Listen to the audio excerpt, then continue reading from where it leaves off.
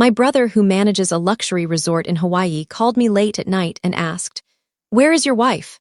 I told him she was away on a work trip in New York. He replied, "No, she's right here at my resort in Hawaii with another man, using your debit card." With my brother's support, I created a revenge strategy. The next day, my wife called me in total panic. The call that changed everything. It was close to midnight when my phone started ringing. I was half asleep, wrapped in my blanket, still convinced that my wife Claire was 3 time zones away on a week-long work conference in New York. She had left 3 days earlier, given me a kiss at the airport, and messaged me that same evening saying the meetings were tough, but she missed me already. So when I saw my brother Daniel's name flashing on the screen, I assumed it was a wrong call. He operates a high-end boutique resort in Maui, always dealing with VIP guests and never-ending pressure. Late-night calls from him were unusual, so I answered, still sleepy. "Danny." His tone was sharp and straight. "Hey, sorry to wake you, but I need to know, where exactly is Claire right now?" I rubbed my eyes. "She's in New York for the business event. Why?"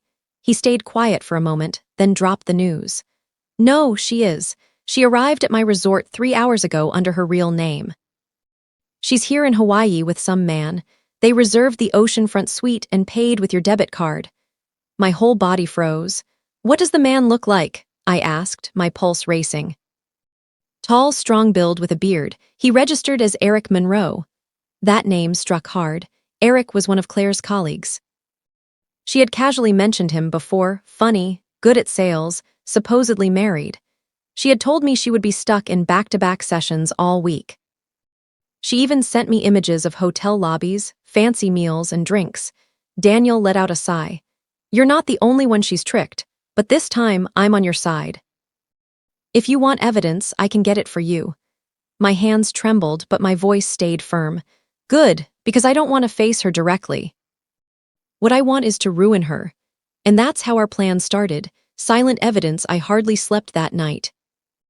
After hanging up with Daniel, I sat in the living room for hours, staring at the blank TV screen while memories of Claire fell apart in my head like loose threads.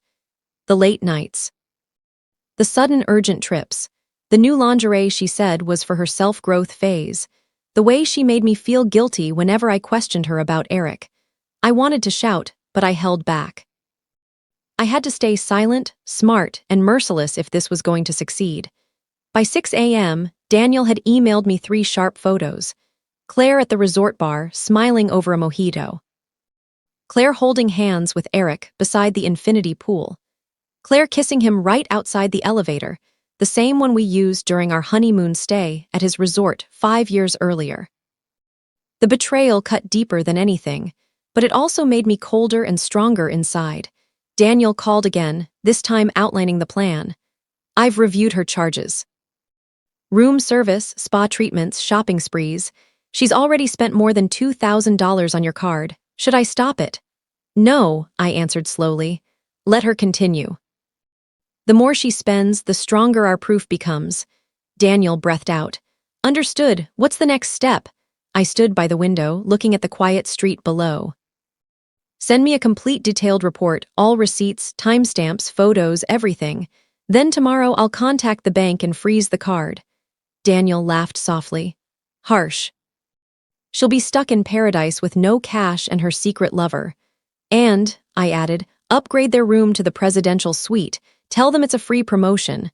"Upgrade? Yes. I want her to feel like royalty for one last night."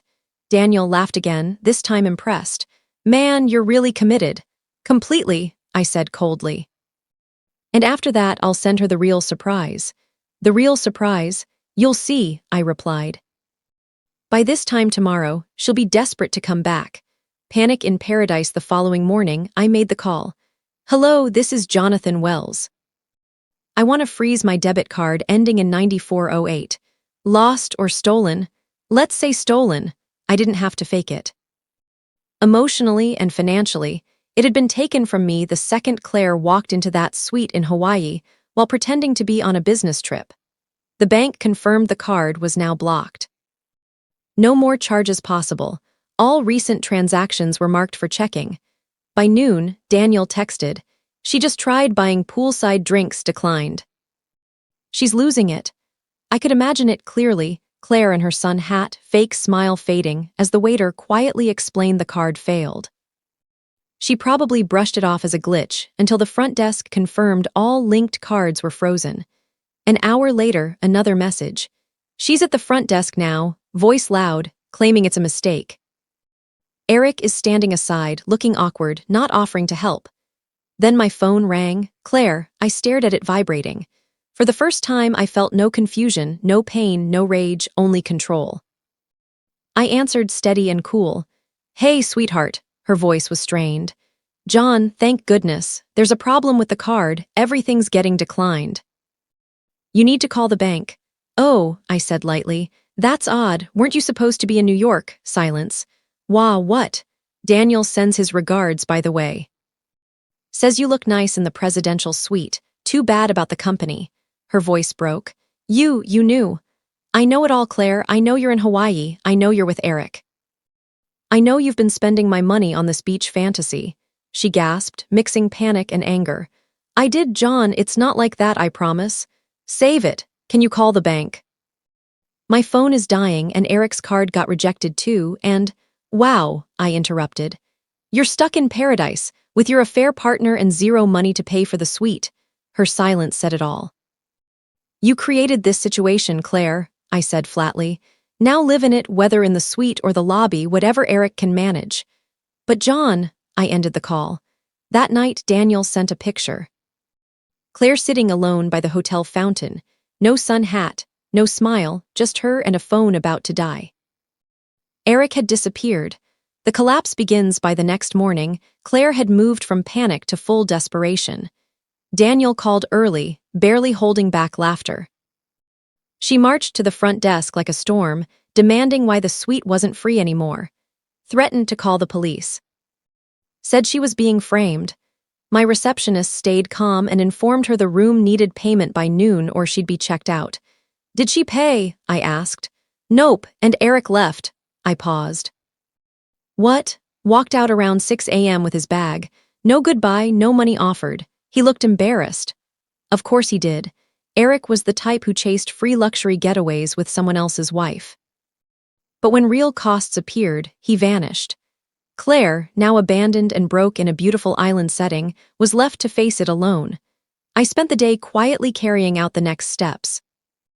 I contacted our accountant, removed her from all joint business accounts, updated every password for banks, bills, and storage.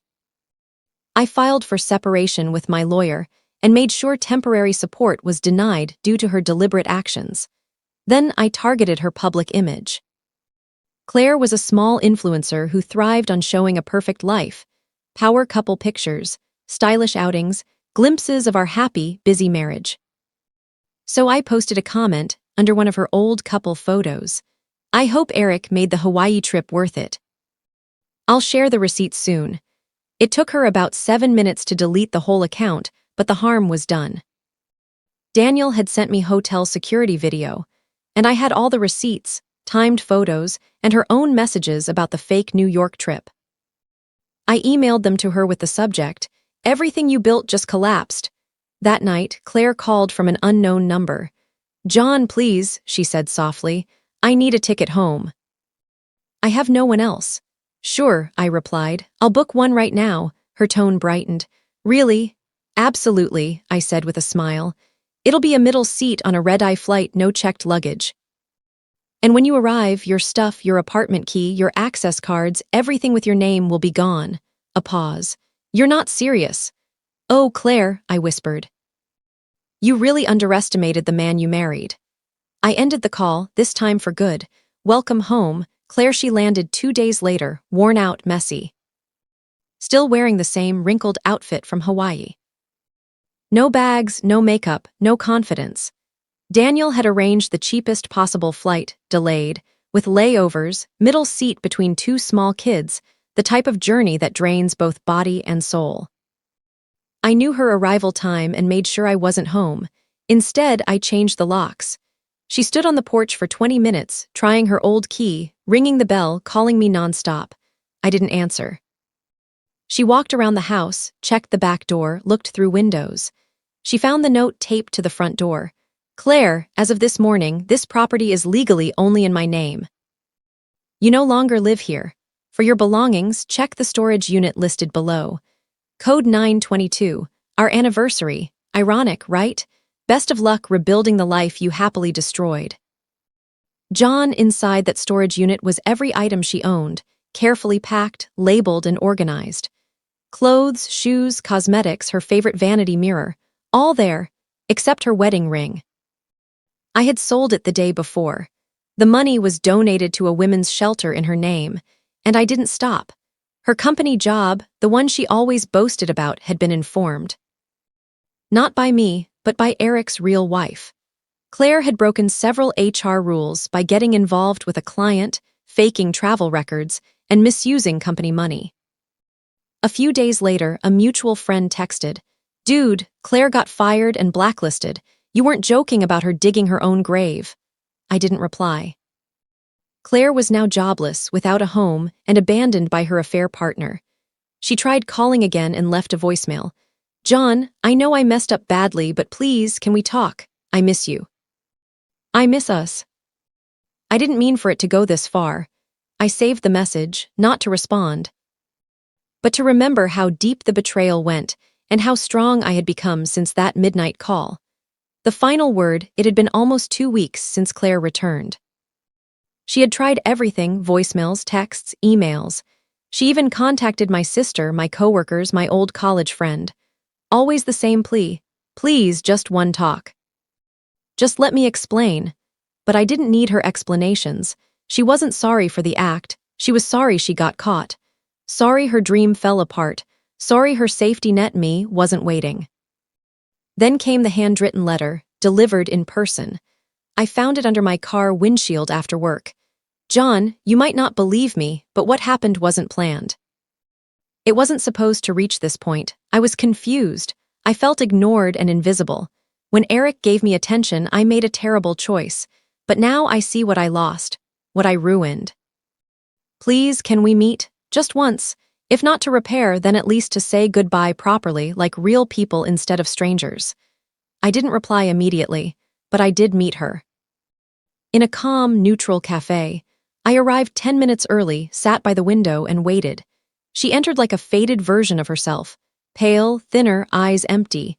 No expensive outfits. No fake confidence. Just raw desperation. She sat across from me, hands together. "I'm not here to beg," she started quietly. "I just wanted to look you in the eyes and say I'm sorry." I let the silence hang. Then I spoke. "I trusted you, Claire. I trusted us. I would have done anything, worked extra hours, covered expenses, backed your career, loved you through tough times. But you didn't want a real partner.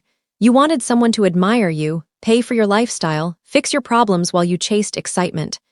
Her lips shook, but she stayed silent. "You told me you were in New York," I continued. "You were in his arms. You smiled for the camera while I handed our future to you. And for what? A short thrill. A tan from a stranger.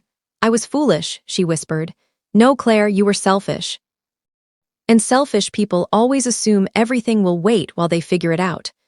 I took an envelope from my jacket and pushed it across the table. Inside were the final divorce papers. No alimony. No share of the business. No claim on the house, just the end. "I'm free," I said calmly, "and now you are too." Her eyes filled with tears. "You really hate me that much?" "No," I said, standing up.